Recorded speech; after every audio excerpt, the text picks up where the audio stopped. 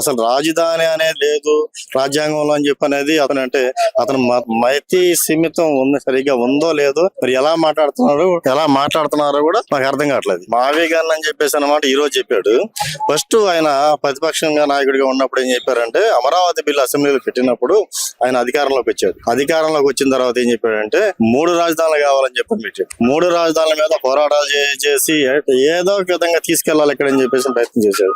కానీ ఆయన ఏమీ చేయలేకపోయాడు. కారణం ఏందని చెప్పానంటే, ఇది దేవతల రాజధాని కాబట్టి అతను ఏం చేయలేకపోయాడు. మావి గాని అని చెప్పేసి అని అక్కడ బైపాస్ రోడ్ ఉంది కాబట్టి బైపాస్ రోడ్ లో పక్కన రాజధాని పెట్టాలని చెప్పేసి బైపాస్ పక్కన రాజధాని పెడతాం అనేది ఎట్లా ఉండదంటే, పెట్రోల్ బంకులు లేదనుకుంటే హోటల్లో అలాంటివి పెడతారు. రాజధాని ప్రాంతం అనేది ఎట్లా ఉండదంటే, పక్కన కృష్ణా నది ఉంది, వాటర్ కావాలి. ఇక్కడ జీవన ఎక్కువగా ఉంటుంది కాబట్టి వాటర్ కావాలి. ఇక్కడ రాష్ట్రం మొత్తం కూడా అధికారం చేయడానికి అవకాశం ఉంది కాబట్టి ఆఫీసర్లకి కొన్ని బిల్డింగ్లు కావాలి. వాళ్ళు అడ్మినిస్ట్రేషన్ చేయడానికి అవకాశం ఉంది. సచివాలయం గానీ, హైకోర్టు గానీ ఇలాంటి బిల్డింగ్లు అని చెప్తారు. బైపాస్ రోడ్ పక్కన ఎలా పెడతారండి? అతనికి ఏముందంటే, ఇప్పుడు మాకేమవుతుందంటే అసలు అతని మాటలకి నవ్వు వస్తుంది.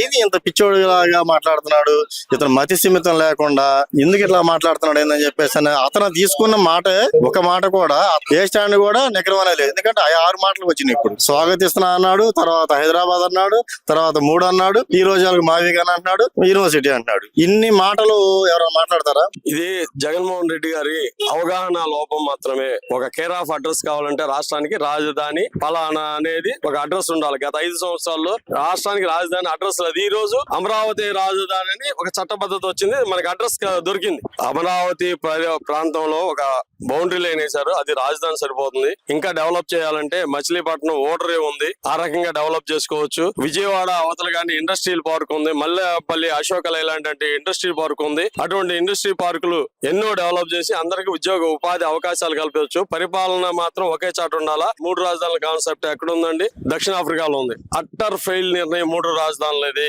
కాబట్టి ఆయన చంద్రబాబు నాయుడు మీద ద్వేషంతోనే 3 రాజధానులు అంటాడు. గతంలో 3 రాజధానులు చేసి అక్కడ ఏమి డెవలప్ చేయకుండా 5 సంవత్సరాలు నిర్వీర్యం చేసి ఆంధ్రప్రదేశ్ ని భ్రష్టు పట్టించాడు. రాజధాని అమరావతి మళ్ళీ చెప్తుంది, పరిపాలన ఒకే దిక్కున ఉండాలా, అభివృద్ధి వికేంద్రీకరణ చేయాలా, అన్ని దిక్కులు అభివృద్ధి చెందాలా. అదే బాబు గారి కాన్సెప్ట్.